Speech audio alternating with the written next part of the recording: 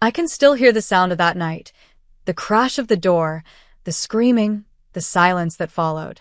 It's strange how a single moment can split your life into before and after. One minute, I was holding my baby girl, promising her a safe world. The next, I was bleeding on the cold porch of my own parents' house, watching the man I once called my husband disappear behind the door, my daughter's cries echoing from inside. People say you can't predict how quickly love can turn into fear. I didn't believe that until the night Adam, the man who once held my hand at our wedding altar, struck me with a garden tool, the same hands that once swore to protect me. That night didn't just break my body. It shattered the illusion of family, of safety, of love. But it also lit a fire inside me, a determination that no wound, no betrayal, and no law could silence. Because that was the night I decided to survive. My name is Brooke, I'm 28 years old, and today is my daughter Nora's first birthday. The morning sunlight filters through the glass windows of Sunrise Griddle, the family diner my parents built from nothing but hope and hard work. The smell of pancakes and coffee fills the air, mixing with laughter from a few close friends who came to celebrate with us. I watch Nora giggle in her tiny pink dress, her fingers covered in frosting as she smashes a small cake of her own. Everyone's smiling, but inside me, there's a silence that no amount of laughter can erase. Exactly 1 year ago, I almost lost everything. Looking at Nora now feels like a miracle, a reminder that I survived the night when my world collapsed. People think strength is loud, shouting, breaking, fighting, but real strength is quieter. It's getting up every day, even when every memory hurts. And so, as I hold Nora in my arms, I know it's finally time to tell the story of how I got here. The story of how love turned into survival. 2 years ago, life was so different. I still remember the day I met Adam in downtown Chicago at a small local event near the lake. I was helping my parents manage our diner's food stall, handing out coffee and sandwiches to visitors. Adam had come with his friends. He was charming, polite, and had that easy smile that disarms you before you even realize it.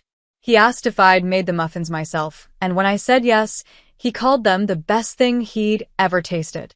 It sounds cliché, but that was the beginning. Our love grew fast, the way Chicago weather changes, sudden, unexpected, but beautiful. My parents adore him.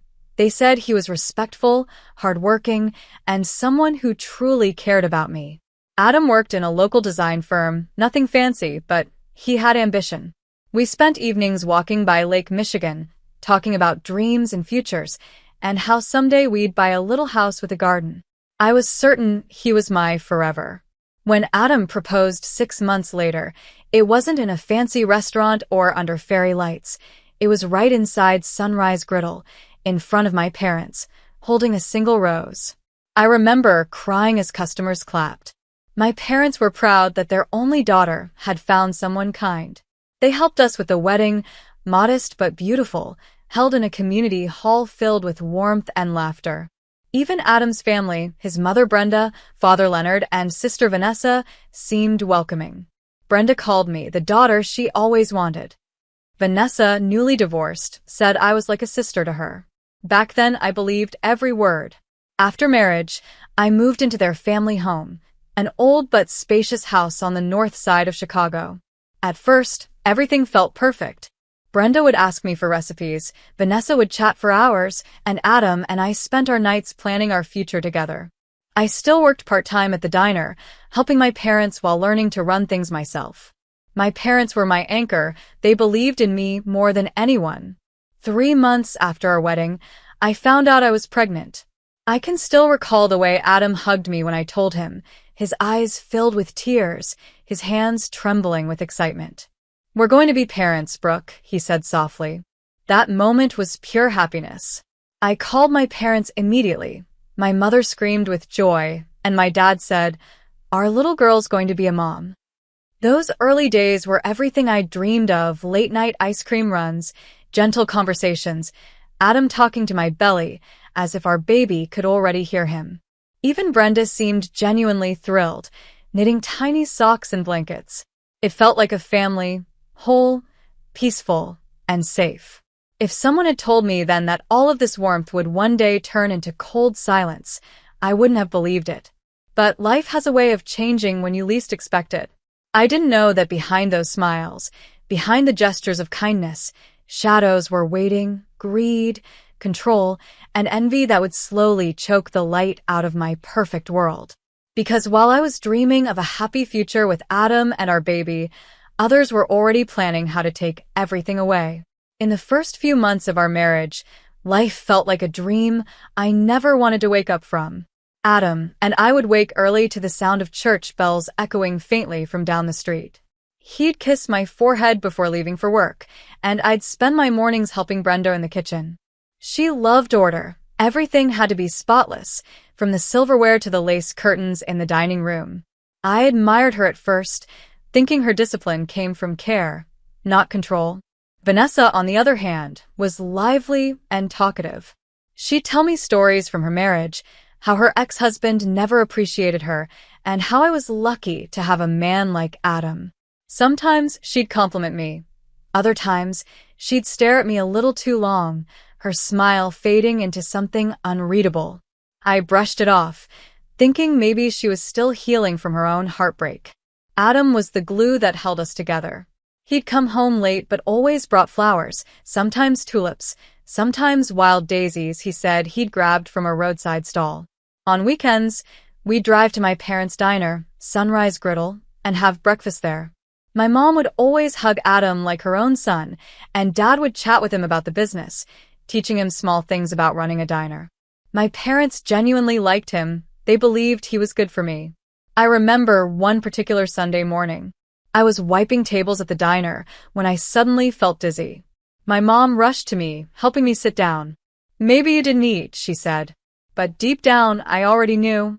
Later that day, when the test came back positive, I just stared at it for a long time, my hands shaking. I wasn't afraid. I was overwhelmed with joy.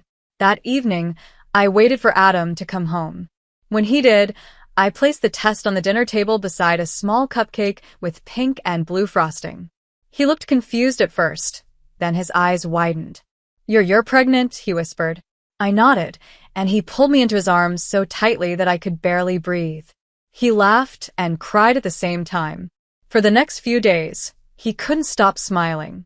He told everyone, the neighbors, his colleagues, even the barista near his office. Brenda was overjoyed, or at least she seemed to be. She said she'd always dreamed of becoming a grandmother and insisted I rest. She made soups, scheduled doctor appointments, and told me I should stop working at the diner for a while. I appreciated it, unaware that this care would slowly turn into control. Vanessa started spending more time at home after that. She'd say she was there to help me, but sometimes she'd speak to Adam in hushed tones when they thought I wasn't listening. I assumed it was just family talk. Every night, Adam would talk to my belly. "We're going to give you everything," he'd whisper. He'd paint pictures of our future, a cozy home, laughter, our child running around the diner when they visited their grandparents. Those were the sweetest nights of my life. As my belly grew, my parents grew even prouder.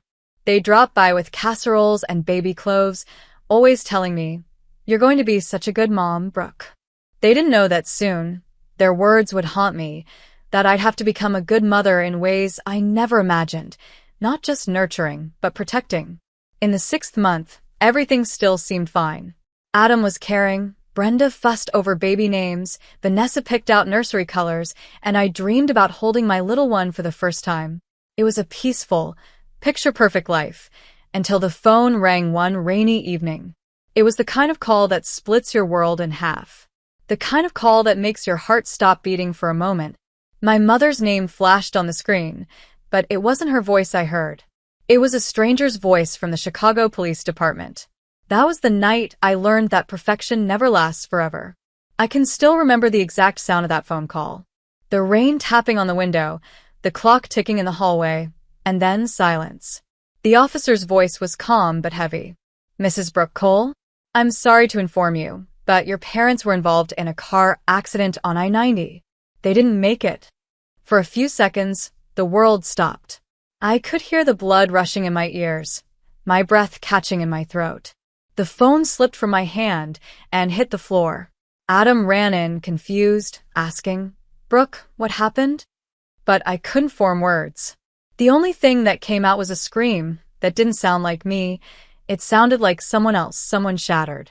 The next few days blurred into each other. Funerals don't feel real until you're standing there, staring at the casket, realizing that the people who raised you, who called you their world, are gone forever. I remember clutching Adam's hand so tightly my nails left marks, but I still felt like I was falling into an endless pit. Brenda stood beside me, her arm around my shoulder, whispering words of sympathy that sounded practiced. Vanessa cried a little, but her eyes wandered more than they wept. After the funeral, a woman approached me, a Korean-American attorney in her 50s, dressed neatly in gray. She introduced herself as Teresa Kim, my parents' lawyer. "Your parents prepared everything in advance," she said softly. "They wanted to make sure you'd be taken care of." 2 days later, we met at her downtown office. The rain had stopped, but the city still felt gray. Adam came with me, as did Brenda, Leonard, and Vanessa. Teresa unfolded the documents with care. Her voice was steady as she read my parents' will. "We leave our home and our entire business, Sunrise Griddle, to our beloved daughter, Brooke. May she continue our legacy with pride and love." I felt my throat tighten as tears welled in my eyes. That diner was their life's work, the place where I'd spent my childhood, where I'd met Adam, where every good memory lived. It felt like one last hug from them. But not everyone in that room shared my emotion. I caught Brenda's expression, a flash of something cold behind her smile. Vanessa's eyes widened, then narrowed. Adam squeezed my hand under the table, but his grip felt different, tense, almost uncertain. Leonard cleared his throat and said quietly, "That's generous." From that moment, something in the air changed. The warmth that had once surrounded me began to fade, replaced by an invisible chill. Brenda's tone when she spoke to me at home became sharper, her smiles tighter. Vanessa stopped pretending to be friendly altogether. Even Adam started withdrawing, spending longer hours at work, avoiding eye contact when money or the diner came up. One evening, as I was sorting through my parents' old papers, Brenda entered the room without knocking. "You know, dear," she said casually, "managing a restaurant is a lot of work for a young mother to be. Maybe Adam should handle the finances and business side for you. It would be better for the family." I froze. Her voice was calm, but the intent behind it was anything but kind. "Thank you, Brenda, but I can manage," I replied politely. She tilted her head and smiled, a smile that didn't reach her eyes. "Of course you can. I just hope the stress doesn't affect the baby." From then on, the pressure built slowly, like a kettle just beginning to boil. Vanessa started mentioning how family assets should stay with the husband. Adam grew quieter whenever they brought it up. I could sense him slipping away, torn between loyalty and influence. I told myself it was just grief making everyone act strange. I told myself family would never turn against family. But deep down, something whispered otherwise. The love and peace that once filled our home were gone, replaced by greed and tension I couldn't escape. And I had no idea that this was only the beginning, that the people sitting beside me at that will reading would soon become the very reason I'd fear for my life. After my parents' will was read, nothing in that house felt the same again. The smiles faded. The air grew heavy. Every conversation felt like a trap waiting to close around me. Brenda stopped pretending first. The woman who once brought me soup now brought me silence. Sharp, judging silence that lingered longer than any words. Vanessa became bolder, tossing comments like daggers whenever Adam wasn't around. "You're lucky my brother is patient," she'd say one morning while I made tea. "If I inherited that much money, I'd at least share it with my husband's family. But you like keeping everything for yourself." I tried to ignore her, but her tone made my chest tighten. "This diner, this house, my parents worked for their entire lives," I said softly. "I just want to honor that." Vanessa laughed under her breath. "You mean you just want control?" Brenda's whispering didn't stop either. I'd hear her in the next room, talking to Adam late at night. "You're her husband," she'd say. "Everything she owns is yours too. Why is she keeping it under her name?" At first, Adam defended me. "Mom, stop it. It's not about ownership. It's her parents' diner." But over time, his voice weakened. Arguments began creeping in between us. Little things at first: how I spent money, how much time I gave to the diner, how stressful it was for a pregnant woman to handle finances. One night, he came into our bedroom, his expression strained. "Brooke, Mom's just worried about you," he said quietly. "She thinks it would be easier if I took over the diner management until after the baby's born." I looked up from the baby clothes I was folding. "Adam, my parents left it to me. They trusted me to keep it running. Why is this even a discussion?" He sighed, rubbing his temples. "Because you're pregnant, Brooke. You can't do everything." I wanted to believe he was just trying to help, but his tone, calm, rehearsed, distant, sounded more like Brenda than him. The following weeks were suffocating. Brenda started visiting the diner uninvited, criticizing how I managed things. "You shouldn't trust employees with the register," she'd scold. "Maybe Adam should handle the accounts." I bit my tongue, holding back the anger, reminding myself to stay calm for my baby. At home, Vanessa's comments turned crueler. "Do you really think your little restaurant is worth $500,000? Don't be naive, Brooke. Without Adam, you wouldn't even know how to keep it open." One afternoon, I found Adam and Brenda in the living room, whispering over some papers. When I walked in, they stopped talking. I caught a glimpse: transfer forms, legal language, my name printed faintly at the top. "Adam," I said, my voice trembling. "What is this?" He froze. Brenda spoke for him. "It's just a suggestion, dear. You can transfer temporary rights to Adam, purely for convenience. You'll still be the owner on paper." I stared at her. Convenience? My heart pounded. This isn't about convenience. This is about control. Her smile vanished. "You should be grateful. We're looking out for you. You're too emotional to handle business matters right now." Something broke in me that day. For the first time, I realized they weren't just being overbearing, they were trying to take everything my parents left me. I packed a small bag that night, thinking about staying at my parents' old house for a few days. When I told Adam, he didn't argue. He just nodded and said quietly, "Maybe some space will help." That hurt more than yelling ever could. I spent those nights alone, lying awake, my hands on my belly, whispering to my unborn daughter that I'd protect her no matter what. But deep down, I knew this fight was far from over. Brenda and Vanessa weren't the kind of people who stopped when told no. They were the kind who pushed until you broke. And soon, I'd find out just how far they were willing to go. The final month of my pregnancy should have been filled with anticipation and quiet joy, but it wasn't. The house no longer felt like home. Every room echoed with tension. Every conversation carried hidden threats. Brenda and Vanessa's smiles had turned razor-sharp, and even Adam's eyes, once full of warmth, had grown cold and distant. By the 9th month, the pressure became unbearable. Brenda's visits to my parents' diner had stopped. She didn't need to come anymore because she had already poisoned the air around me. Adam barely spoke except when he needed to remind me that his mother was only trying to help. But I could feel it. Something darker had taken hold of him. 3 days before my due date, Brenda walked into my room holding a stack of papers.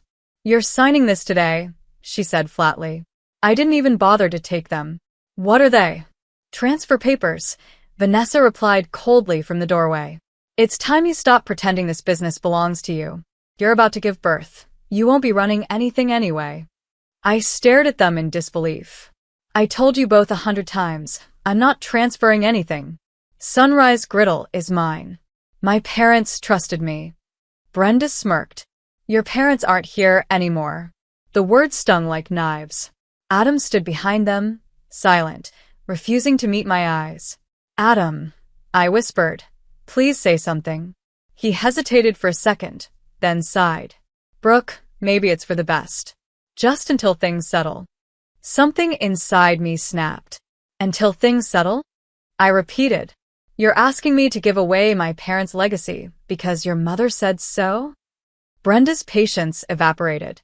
"You're being selfish, Brooke. You think you can handle all this with a baby on the way? If you cared about this family, you'd sign those papers right now.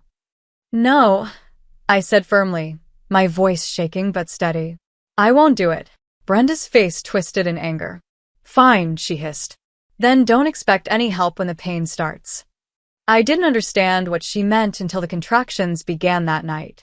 It started as a dull ache, then waves of pain rippled through me, deep, consuming, unstoppable. I called for Adam, clutching my belly. It's time, I gasped. Please, we have to go. Brenda's response was ice cold. If you want to go to the hospital, sign those papers first. I thought I misheard. What? Vanessa folded her arms. You heard her. You're not going anywhere until you agree to transfer the diner. Adam stood frozen, staring at the floor. Adam, please, I cried, tears streaming down my face. I'm in labor. Our baby. He didn't move. Brenda's expression was stone. You brought this on yourself. The pain was blinding now, my knees giving out as I held onto the edge of the dresser. Panic surged through me. I fumbled for my phone, my trembling fingers pressing 911. My voice cracked as I pleaded for help, giving them the address before collapsing onto the floor. Within minutes, flashing red lights cut through the night. The paramedics rushed in. None of my so-called family moved to help them. I remember one of them shouting, "She's in active labor. Get her on the stretcher, now." Brenda just stood there, arms crossed, as they carried me past her. Ma'am, one of the EMTs said sharply to her, you should be ashamed. I don't remember much of the ride, just the siren, the cold air, and the rhythmic pounding of my heart. I kept whispering Nora's name under my breath, begging her to hold on. When we reached the hospital, everything blurred, voices, bright lights, and the doctor's calm urgency. You're almost there, Brooke. Focus. We've got you. And then, in one breathtaking moment of pain and grace, I heard her cry. My daughter. Nora. Tears streamed down my face as they placed her on my chest. She was tiny, pink, and perfect. For a moment, all the noise disappeared. There was no Brenda, no Vanessa, no Adam, just me and my baby girl. But as the nurses took Nora for her first check, reality returned. I looked around the room, realizing no one was coming. Not Adam. Not his family. Not a single message or call. I stayed at the hospital for 2 days, 48 long, silent hours, recovering, feeding Nora, and signing discharge papers alone. The nurses tried to comfort me, offering kind smiles, but I could see the pity in their eyes. When the nurse finally asked, "Is someone coming to pick you up?" I just shook my head. No. We'll take a cab. That was the moment I decided I'd never go back to that house again. Because I finally understood there are some kinds of betrayal you can forgive, and some that carve scars too deep to ever heal. The first few weeks after leaving the hospital were quiet. Too quiet. I had moved into my parents' house, my house now, with Nora. It felt strange walking through those rooms without hearing Mom's laughter or Dad's voice, but somehow, their presence still lingered in the walls, in the smell of coffee, in the sound of the old diner bell that hung by the back door. I was determined to rebuild what they'd left me, to make Sunrise Griddle thrive again for Nora, for them, and for myself.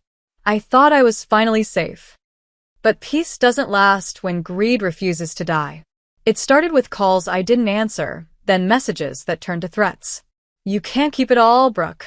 You'll regret this stubbornness. I blocked their numbers, hoping it would stop, but nothing ever does when someone believes they own you. A month later, one cold evening, I was feeding Nora when the pounding began on the front door. Loud, angry, relentless. My heart jumped. I froze, clutching Nora against my chest.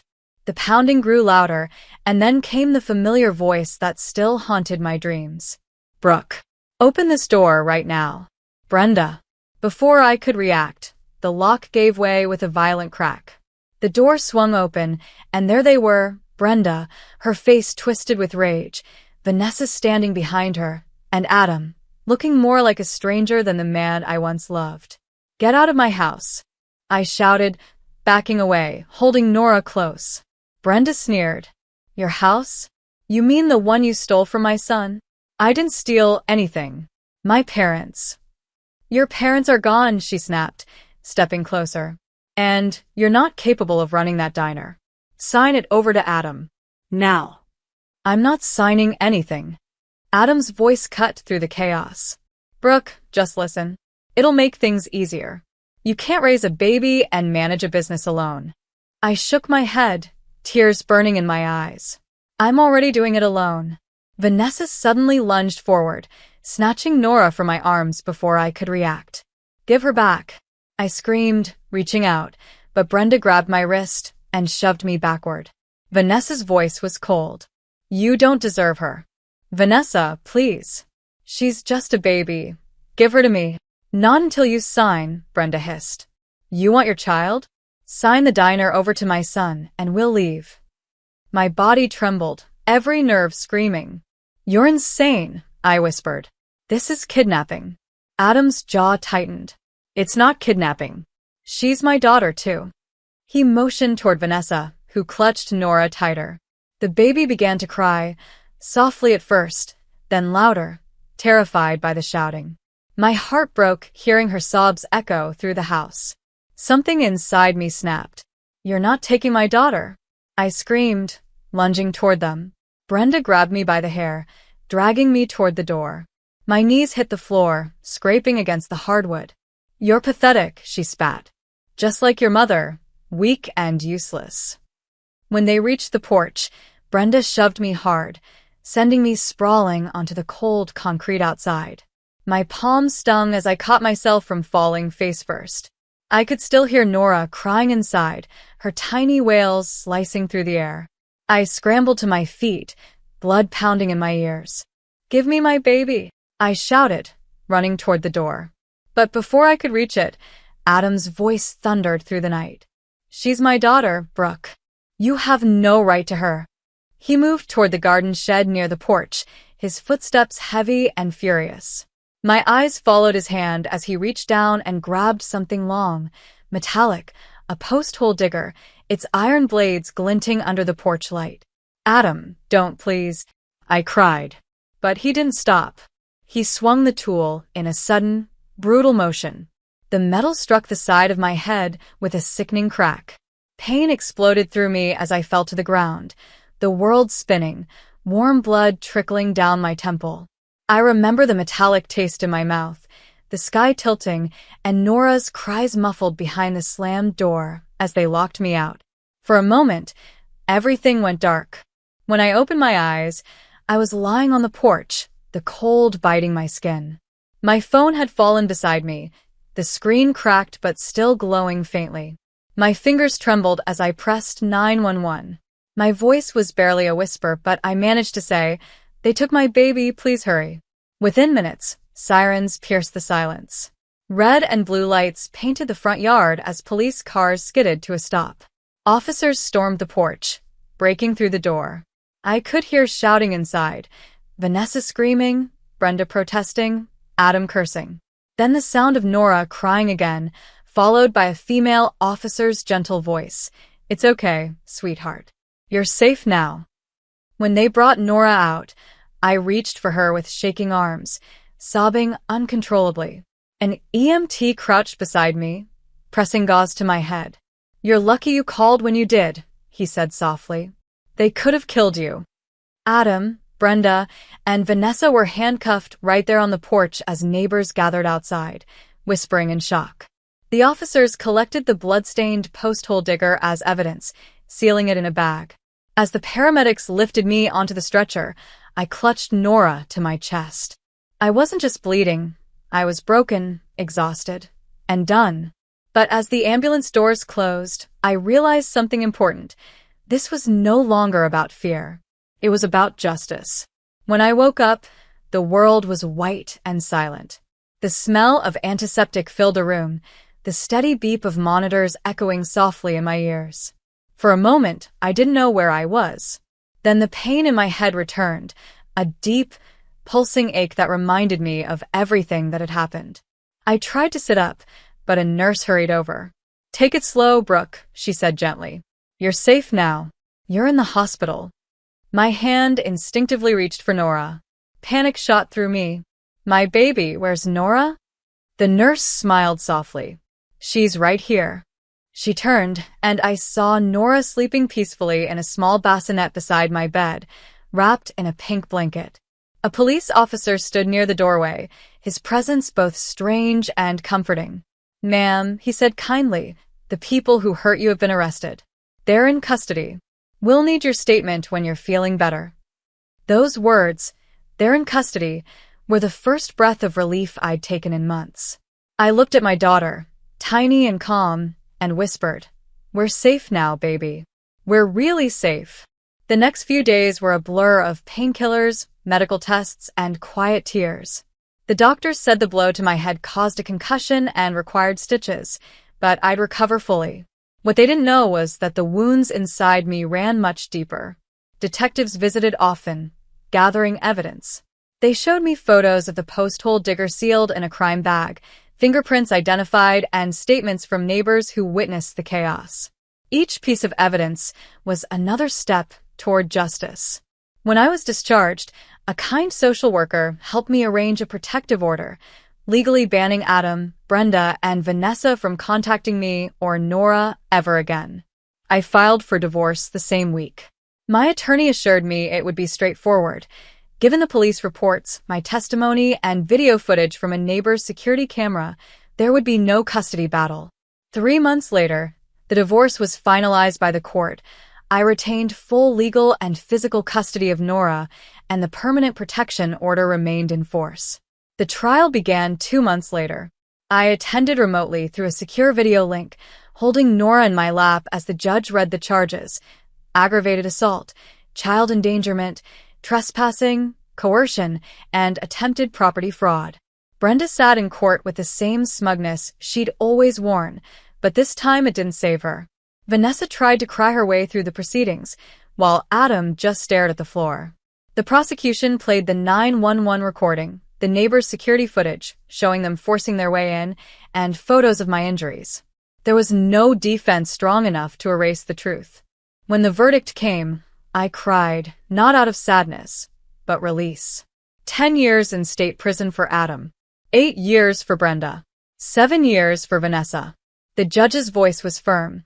This court finds their actions cruel, deliberate, and unforgivable. Ms. Brooke Cole, you and your daughter are granted permanent protection and full custody.